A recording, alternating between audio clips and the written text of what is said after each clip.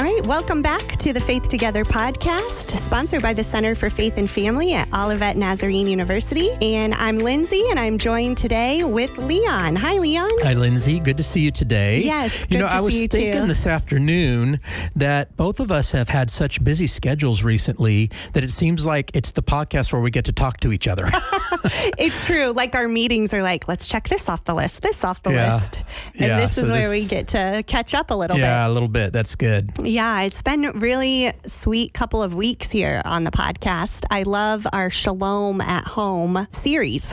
Yeah, and focusing on what it means to have peace in your family, a kind of a biblical understanding of peace in your family. And of course, having Kayla with us, and we'll introduce her again in just a moment, but having Kayla with us has been really helpful and insightful for us. And I'm already hearing from some parents who have found help with the podcast. So that's great. Yeah, that's what we're all about. Yeah. So for our listeners out there, if something resonates with you, please let us know. You can always find us at our website, centerff.com, or you can email us cff@olivet.edu, right? I think. Yeah, that's correct. I don't use that email address we very don't often. use it a lot. It all comes to me whether you use my Olivet email address or the center But email we love address. hearing from our listeners. We do. So we certainly do. Anything resonates with you, we'd love to hear about it.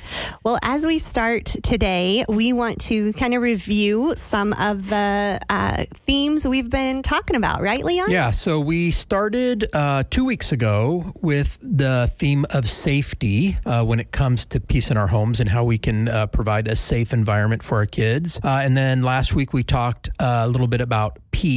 And with that, we talked about kind of the difference between what a quiet home and a peaceful home looks like. And Kayla gave us some really practical tips of things that we can do, rhythms that can become a part of our lives as a family. So if you did not hear those first two episodes, we recommend you go back and listen to those. You'll hear a little bit there of the focus of reach hurting kids, which Kayla is a part of, and we'll rehearse again a little more of that today. But if you want a lot of details on it, go back to those first episode in particular, but the first two. And today's number 3. That's right. Today is number 3, and we'll be taking a look at the theme of belonging. Belonging is such a strong, clear, I think, meaningful word that we hear a lot about. Yeah, and I think it can be maybe there could be some confusion around it. Like, okay, kids live in my house, so of course they belong to my family. But we're talking about kind of a deeper kind of belonging. And we'll get into that when we talk to Kayla today. But belonging, I think we need to be careful. We just don't make an assumption that because kids live in our homes, that they feel a sense of belonging to that home. Yeah. So we're going to talk about kind of how to help that today. For sure. And I think belonging is one of those words we use a lot here at Olivet. Because one of our taglines is, we believe you belong here. And I know I've shared this on the podcast a couple of weeks ago, that the word shalom is in my dining room. Right. Well, funny thing is, the word belong is also in my dining room. How many words do you have in your dining room? Just those 2. Oh, okay. Yeah. That's good. That's it. And so a couple of years ago, I came across this artwork piece in the coffee shop on campus, Starbucks. It used to not always be Starbucks. That's why I call it the coffee shop, because I remember it as non-Starbucks, but now it's Starbucks. So I was in there, and they put students' art up every so often. And I came across an art piece that was just beautifully done, and it says, "You belong here." And I thought, that needs to belong in my house because, I host so many students with being a resident director, and I just want a sense of belonging for all the students that are here at Olivet, but specifically the ones under my leadership. So I was able to track down the artist, and she made me one. I didn't take the one in Starbucks. I'm glad you didn't take the one in Starbucks. I didn't take it. I left it there, but I did get her name and reached out to her, and it was a student. And so she gave that to me, and now it's in my dining room. And every time the students come over, they're like, "Oh, look, it's, you belong here." And I say, "Yeah, yeah, you really do. I really mean it. That's great. So belonging means a lot to us here at Olivet, but it means a lot to us in our homes. And we know that belonging is important for us to unpack. And Returning Kids does a great job of unpacking this theme of belonging. And so we just want to give a quick shout out to Returning Kids Institute and their workshop that they offer for children's and family ministry leaders to be trauma informed. So that curriculum is for like local churches who want to help the people that serve with their children in their children's ministry be more prepared for what they may encounter. But I would assume that would also apply to parents. Maybe Kayla can jump in on that here in a moment. But I would think that churches could easily use that same curriculum with helping parents understand their own children. I think so. I know I've learned a lot as I've traveled through the workshop with my team as not only a leader, but a parent too. So their mission is to empower the church to reach hurting kids, that the Lord calls his church to join him in restorative work by creating trauma-informed, faith-based communities where every child experiences, here's our 4 themes: safety, peace, belonging, and worth. So sounds like it's time to get Kayla in on this conversation. Let's bring her in. So welcome back to our guest, Reverend Kayla Smith from the Reach Hurting Kids Institute. Hi, Kayla. Hello. Glad to be back again. Yes, we're so thrilled to have you back. And we're really looking forward to opening up this conversation. Now that I said Starbucks earlier, let's just pretend we're all sitting at Starbucks, just... Don't you wish? I need a cup of coffee, Lindsey. I'm sorry, I'm making it worse on you guys. But we're excited for just some open dialogue to talk through what it means for families, especially our listeners as parents, to build and nurture belonging in the home. Yeah, so let me kick this off with you, Kayla. So you heard us talking a little bit earlier about kind of asking the question, can a child really feel like they don't belong when they're in their own home? So addressing that, let's start with this question. What does it mean for a child to feel like they truly belong in their family? And so maybe you can address both of those things in that one question. Yeah, that's a great question. Well, first, I love the title of this series, Shalom at Home. And as I was reviewing the notes for today's episode, I just was struck by the way that we talk about shalom at my local church as meaning nothing is missing and nothing is broken. So I think that feeds right into this sense of belonging. A true sense of belonging is that when I'm not here, there's something missing. When I'm not here, there's something broken about this system. It's embodied by comfort and welcome and ultimately security. There's a trust that my place here matters, and it's not something that someone will take from me or diminish for me. It's actually essential for our mental health, not just as kids, but as human beings, to feel belonging somewhere, and ideally, especially for kids, within our family. So it's that sense that like when everything else in my world is shifting, I know that I can trust the stability of that foundation at home. And like you've been saying, Leon, it's not a given that a kid is going to feel belonging at their home. When we assume that they already do, and we might be shocked to hear them say that they don't feel they belong. But when we build that strong base where they do belong, they're not afraid of making mistakes because mistakes can't shake that foundation. They're not afraid of voicing their needs freely because their needs are not minimized or dismissed or even disruptive to the relationship. All of that comes back to secure attachment, right? That's kind of really the does. Yeah. So just to kind of frame this, Kayla, what might it look like for a child not to feel belonging in their home? So like if parents are saying, I don't know if my child feels a sense of belonging or not, sure. What would they be looking for that a child is giving signs that they don't feel like they belong? Yeah, that takes me back to some of the framework that Reach Hurting Kids Workshop operates out of, that kids who've experienced trauma, big T trauma or little t trauma, often feel afraid, out of control of their mind, body, or emotions. They'll feel worthless or rejected. And I think if we reframe that a little bit into the family, are there signs that maybe they're feeling afraid to voice their needs? Are they Are they timid about the things that they may feel? Are they even voicing their feelings? Are they isolating themselves? Are they looking for ways to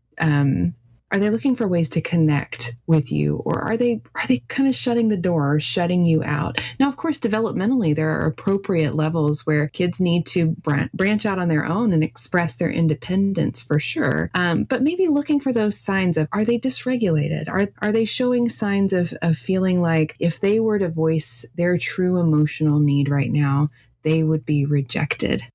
That's what I would think to look for in a family setting.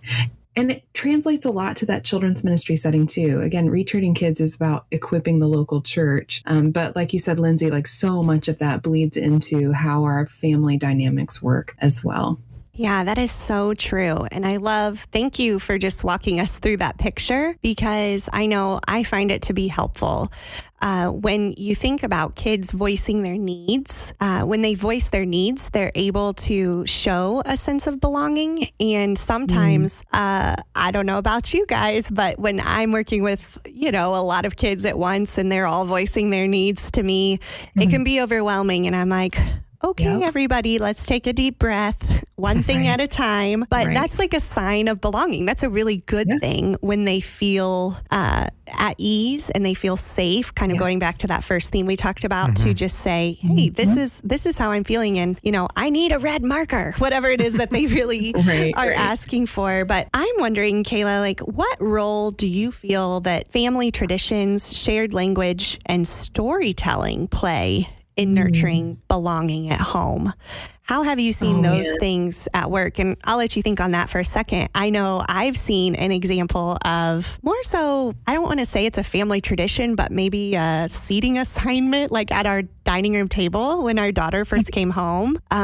We adopted her. And so we were talking through, kind of our family routines of eating dinner. And we told her, we want you to have a seat at the table. Like, which one is your seat? And we didn't on purpose tell her which one was going to be hers, because we wanted her to feel like she belonged, like she chose her seat. Ownership. Yeah, and took some ownership. And so it took a couple of weeks, and then she decided, I'm going to sit in this chair, and we fell in step next to her. And so I know it's a very small thing, but I've seen it to be really, really helpful to our family, just to kind of build that bond right out the start, because adoption is a little different than most experiences. But yeah, that's been something I've noticed, and just wondering what, it can be small or big things that you've seen, Kayla, that has helped build nurturing belonging. Absolutely. Yeah. Storytelling is so inherently formational. Our stories and languages and traditions shape what we believe about our world, about ourselves, about God.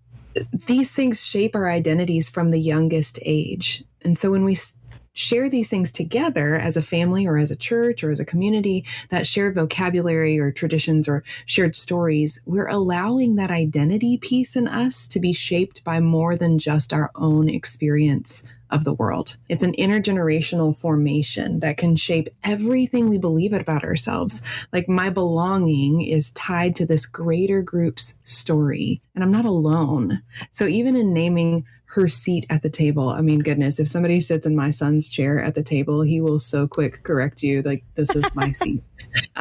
Even things a little like that speak belonging are so important. But there's an important piece to this that parents should really pay close attention to, and that's in this greater storytelling theme, to tell the whole story and not just the good parts. So it's not just like all of the highlight reel, everything that's beautiful about your life. Of course, those are wonderful things for you to share with your family, but it's not the whole story. How can we tell the whole story in a formative and clearly age-appropriate way, too?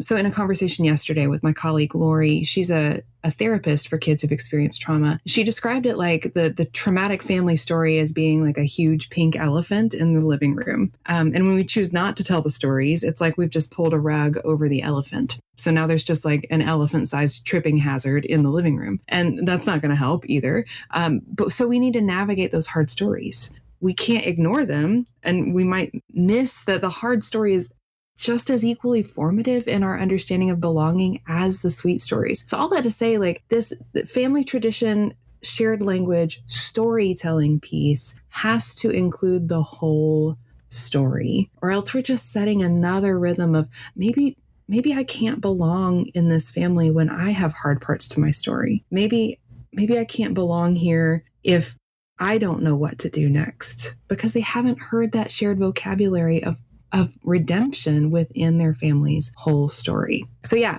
all of those things absolutely contribute to belonging at home. Okay, could you touch on like what would be some family traditions that would accomplish that as well as storytelling? Yeah. I think that a part of that is welcoming the stories of the youngest voices. They are practicing their storytelling as they go. As soon as my son was old enough to form words, he's telling us stories. And it can be so hard to listen to the whole story when we're talking about all of the dynamics at school and which game they like to play or not play.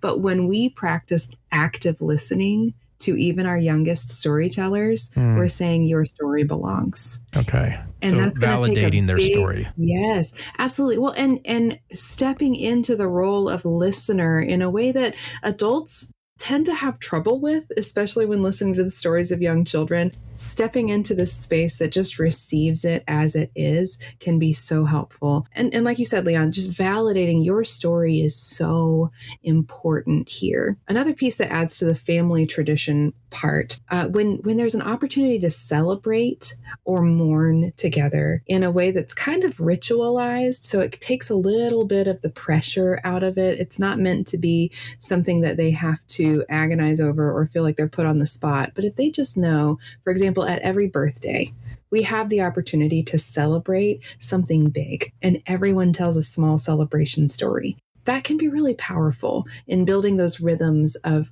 who we are and how deeply we belong in our homes. That's awesome. I like that. So along those same lines then, how can parents respond when they know that a child is sensing that they don't belong or having the feelings of not belonging? So you talked a little bit about things we can do kind of proactively. So my child is demonstrating some things that show me that they're not really sensing that this is their place, that they belong here and that their story has value. So in response to that, what can I do as a parent? Yeah, that's a great question. I think the very first step would be to take a deep breath, because our first inclination is to get defensive or to feel really hurt. Because as parents, of course, we want our children to experience belonging at our home. Of course we do. But we need to do the best we can as the adults in the situation to step outside of that emotion for us and get curious. You want the opportunity to explore that. Maybe it's a statement of I don't belong here, or some actions, some behaviors that are showing those deeper feelings. If you want the chance to explore it and get to the root of where it's coming from, you have to put that emotional response to the side for a moment and wait. All we want is a quick fix, of course. We want to fix the problem. But we have to wait and approach it with this curiosity if we don't want that door to be shut. Get empathetic, right? We have to say, like, I understand where you're coming from. We see it, we hear it, we feel it. Here's a time when I felt that way as well. And inviting more conversation with open-ended questions and absolutely no judgment. That's so hard. I can only imagine holding that situation with someone you love so dearly, and all you want is for them to feel validated, feel like they belong here, but to hold that delicately and hear the emotion of maybe loneliness or embarrassment or despair, something nuanced that you had no idea they were feeling. You have the opportunity to validate that emotion and help them realize that that emotion is not good, bad, right, wrong. It just is. And then help them to name it and tame it and remember that they are allowed to feel feelings in this place. Okay, so as you're talking, I'm thinking through if I want to ask this question or not, because it's kind of a hard question. And the intent here is not to place guilt on anyone. Sure. But is a lot of the sense of a lack of belonging come from parents, whether it's intentional or unintentional. Is that normally the source? And then we have to then kind of become aware of that and then take steps to create a sense of belonging when we recognize that? Or are there other outside influences that create that as well? Yeah, Again, not wanting to cast blame on anyone. Absolutely. Absolutely. I would assume that we have to approach it with a both and, right? So I'm thinking about, like if you have an only child, maybe they're feeling lonely. That's not necessarily caused by the parents or perpetuated by them in any way. But if they're feeling lonely, they are the only child in the house. You're feeling lonely without your brothers or sisters in this family. That's not uncommon. So even naming something as like what you're feeling is not uncommon can be so helpful to normalize the feelings that are happening. So I guess to answer your question, I could see how the way parents respond or don't respond actively or subconsciously to the way that their children are feeling in the home or their sense of belonging. I could see that contributing, but there's also just factors that are going to be out of our control and out of our awareness. We would never know that this is how that's going. So but the impulse. I'm sorry, I didn't mean to interrupt you, but I think that's important for parents to hear that just because their kids are struggling isn't necessarily because of something that they have done.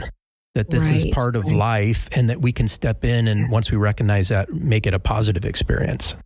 Absolutely. Well, and developmentally, again, there are these places in our child development where we need to experience more independence, where our children are naturally going to be pushing back a little bit on their authority figures. That is normal and that is right and that is good because their brains are developing appropriately. And if we take it personally and we make it about, well, I should have done this better, I should do this. Yes, we can be aware of the things that we can do better and ways we can improve. But this is ultimately a story of curiosity. We're going to have to curb the impulse of fix it immediately or the shame of I've done something wrong and instead learn to sit with big emotions with no minimizing, no defending, just empathy. Those are really good words. Those are. And I also think about the difference between responding to our children and reacting. Yes. And I think that is where the deep breath comes in, right? Yes, that absolutely. helps us just take ourselves out of the situation and to fully see our child where they're at. Yeah. And what a privilege we have to enter into that moment with them because it is an open door showing trust with us when they say how they're feeling and we can be in that together. So I'm so grateful. As simple as it sounds to say, get curious, that is the next step. You have to place yourself out of the emotion of it for just a moment and say, I wonder why, I wonder what, I wonder how, I wonder when, what's happening around this that could possibly inform what's happening deep down for my child. It's so easy to say, get curious, and it's so hard to do. So true. Well, Kayla, as we wrap up together, we have one other question we've been exploring, and that is, how can the local church partner with parents to make sure, as our good friend that we all know, Kim Botto, wrote in her book, make sure every child belongs? What can it look like for us to do that together? Yeah, I think we have to begin by asking the parents and caregivers what it is that they actually need. We don't need to make assumptions about what it is. We need to invite them for full participation. We're not going to know without opening the door to a real conversation. But when we create that culture and atmosphere of safety, welcoming, belonging, worth, all of that at church, we need to remember that we want to extend that to the parents too. Their thoughts and worries and desires for their kids and their input is all welcome here. We need one another in order to serve these kids well. And we also need to be intentional about equipping our teams to offer that kind of safety, welcome, belonging, and worth at church. Good intentions are great, but they're not good enough. You know what I mean? I don't mean to shame anybody in that, but like we can have the best intentions and still miss the mark because we're just not prepared to welcome even the most difficult children and parents sometimes to our community. We just have a lot to learn. So again, that posture of curiosity is going to be essential. That is so true. And I think the more we ask questions, the more families feel seen and feel a part of what's happening, whether it's in the community, at our local church, one-on-one. When we take time to be intentional and curious about their lives, then that opens up a spark for partnership. Because why would we want to partner together if there wasn't any kind of intentionality or effort from us as the local church wanting to come alongside? Yeah. Well, thank you, Kayla, for being with us today. Absolutely. As you're processing, listeners, as you're processing through this, I hope that some of the things we've discussed have been helpful to you in helping to bring your children, make sure they have a sense of belonging. And again, we want to reemphasize that this is not about guilt. It's not about casting blame on anyone. It's just recognizing that maybe there's some things going on we've not paid attention to in the past, that now that we're a little more aware of it, we can be intentional about making sure that our kids are growing up in a healthy way. Keep in mind that the whole purpose of the podcast and the work that we're doing at the Center for Faith and Family is about helping parents help their kids to be spiritual champions, to grow up healthy and with a deep love for who Jesus is, and in a very personal way. And so it is our goal to help you as a parent help your children to have those kinds of experiences. So please be sure to join us next week as Kayla returns and we discuss the importance of affirming worth in our children. So as usual, we have a sign off that we do, and I'm going to ask Kayla if she will take us out. When building faith, we are better together.